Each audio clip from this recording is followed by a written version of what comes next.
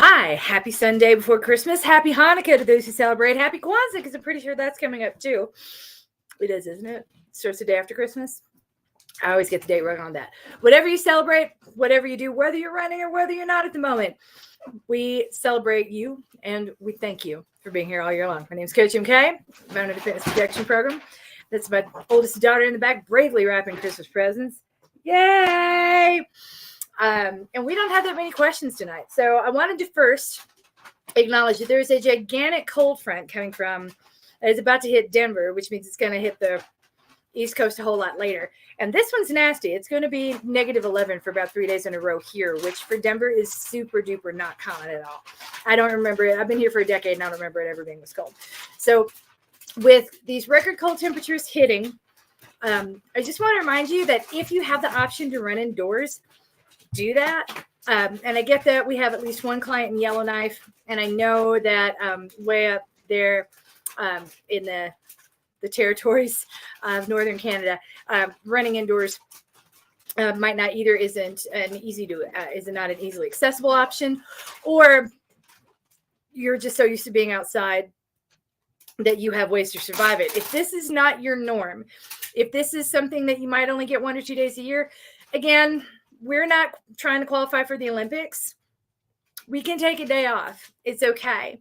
Like, even if I'm training you one-on-one right now and you feel like you paid me all this money and that you have to do each workout, otherwise you're throwing money away, I promise you that is not how it works.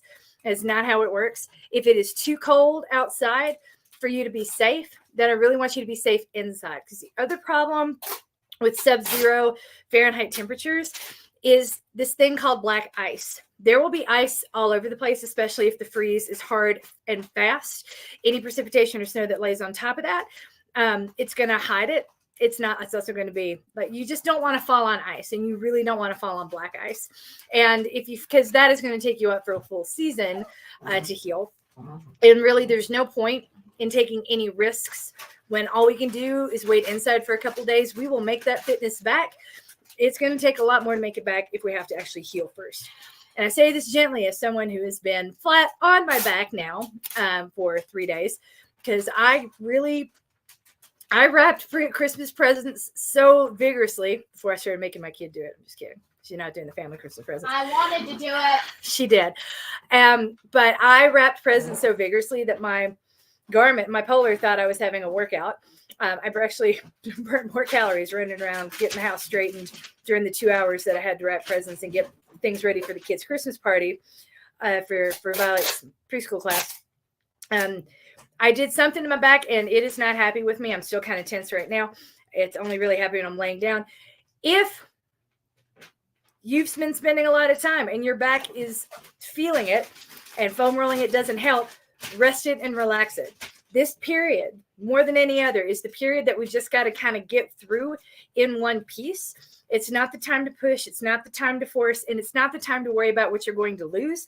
Worry about what you're going to lose if you push through and something breaks. So for example, I've been doing a whole lot better with my working out. I've been able to work out just about every other day. I've been filming the strength and the extra mile until I couldn't lift anything. You got a bad back. Or a back that's not cooperative, you don't want to lift heavy things. So I apologize to everyone in the extra mile. Hopefully you'll see me tomorrow. But I'm trying to preach what I practice and make sure that I practice what I preach. And that is, if something doesn't feel right, then doing right means not pushing it. So I probably could have demonstrated strength, but that wouldn't have helped my back and it wouldn't have helped you guys. And it would have put me out that much longer. So instead of stressing about being 3 days behind, I'd be stressed about being a full month or two behind. And that doesn't help anyone. So tell you all that to tell you this: when it's really cold, when it's below zero, you probably want to cover your face. You want a balaclava. Don't Google mask with a mouth hole like this amateur over here did 10 years ago. It'll mess up your Google searches for life. Make sure that you have on lots of layers. Your base layer, if it's wool, make sure that you're warm when you walk out the door. Otherwise, the static electricity from the wool, if you use an optical sensor on your watch, will mess with that, because your optical sensor does measure the electrical output from your skin. So when it's really cold and it's really dry, that optical sensor isn't going to work very well, at least not for the first 10 to 20 minutes of your run.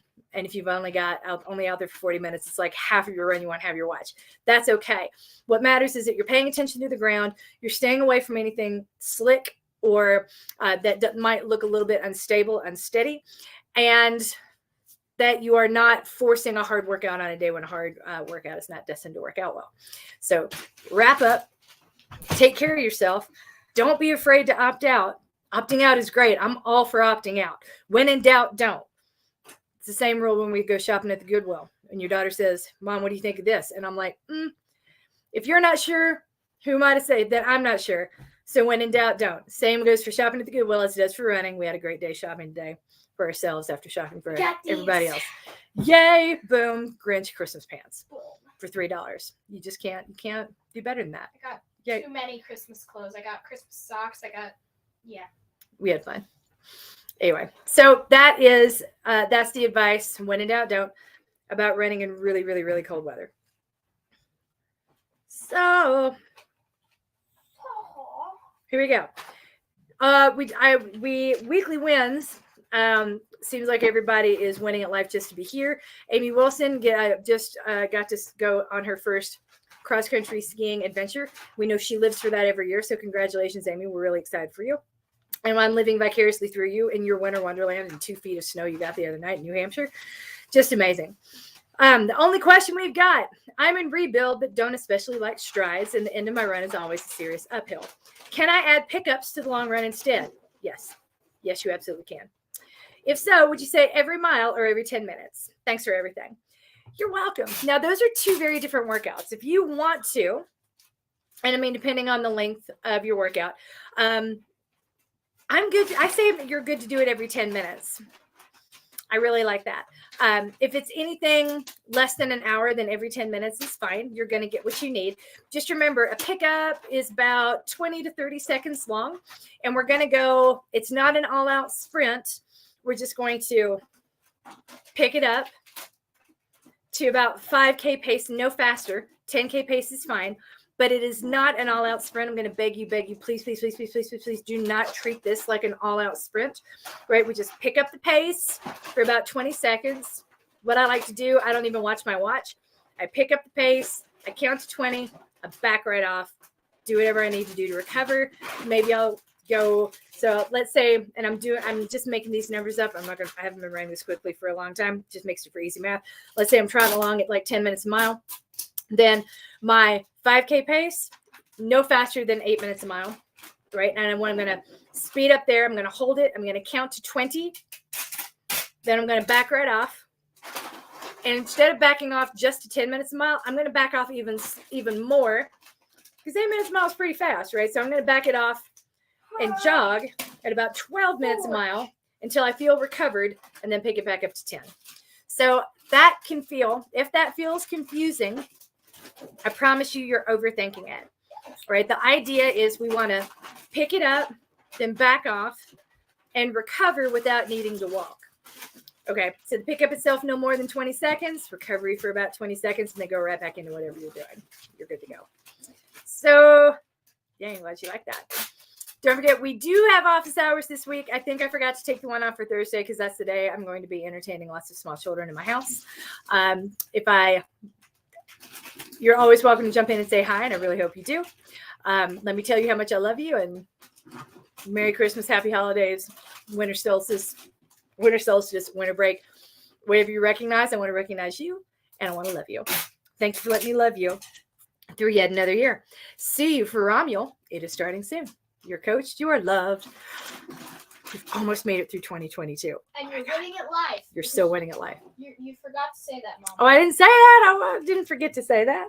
You're coached. You are loved. And if you have made it through this year, still feeling like 2023 sounds like a made-up year, like something arbitrarily so far in the future it doesn't seem real, then you're just right where I am, which means you're winning at life. See, that's how you do it. See, that's how you do what?